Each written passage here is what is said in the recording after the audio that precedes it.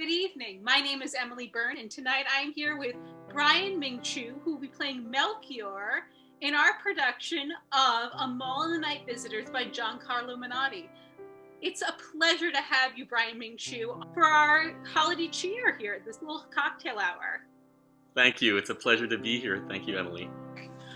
What resonates with you about Operanauts and our mission and activity? I think it's particularly wonderful that Joy and the people who've worked with Operanauts to bring it to the Congo and to the African community.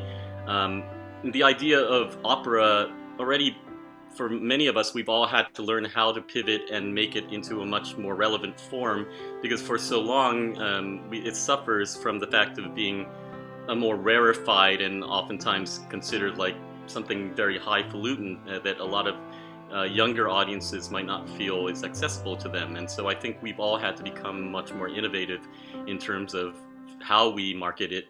And I think Joy has been particularly innovative because she saw it as like we are not just sharing this art form to people who might not otherwise have that in the Congo, but also we're learning from that. I had an experience similar to that in that about 15 years ago, I had the fortunate opportunity to be a guest artist for the American Embassy in French West Africa, a small country in French West Africa, and they put on a tour of seven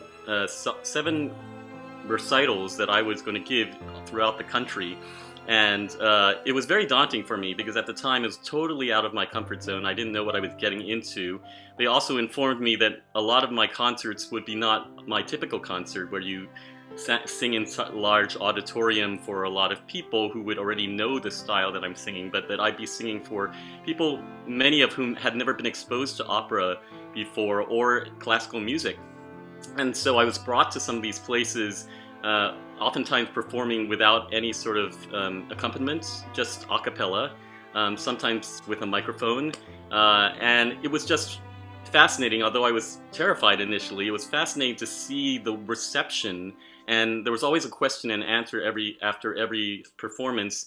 And some of the questions were so empowering because you could see how people who had never been exposed to opera before were listening to this music, trying to make sense of it, and then feeling like they wanted to write operas, and feeling like they, in the question and answers, and saying how they wanted to then pursue careers and develop their voices. The great majority of people in the audience had so many wonderful insights about the music after I sang for them, and you could see how empowering it was. And I think that's something that Joy really saw as an opportunity for creating Operanauts and bringing it to an audience that might not otherwise have that. That's awesome. Thank you so much for sharing. So the pandemic has been hard on all of us as artists. What professional or personal obstacles have you faced during the pandemic, and would you be willing to share that with us and how you've overcome that?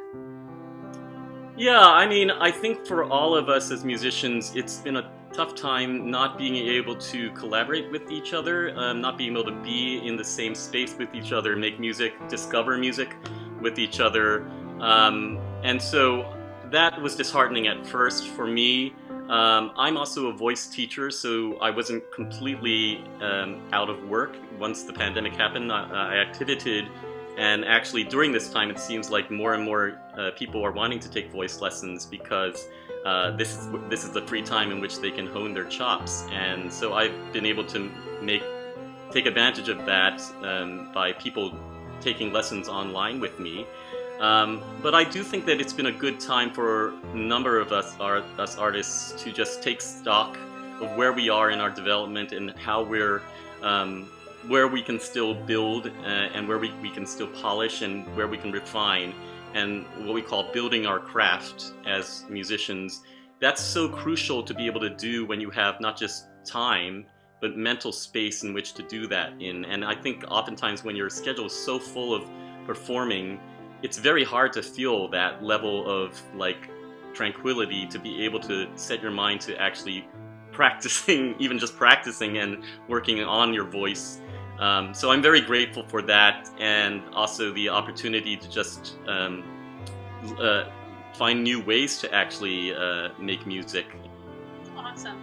I wanted to thank you so much for sharing about progress over time, that we never stop developing as artists. I think that's super important, and I'm so glad that you shared that with us. Well, as we come to the end of our interview, I was hoping that you might be able to give us a toast. Would you be willing to give us a toast, my love? Well, of course I will. All right, what would you like to toast to? To the success of Operanauts and to Amal and the Night Visitors, and also to the universality of communication between our cultures and throughout the world, bringing us together. I'll cheer to that. Cheers, my dear. Cheers.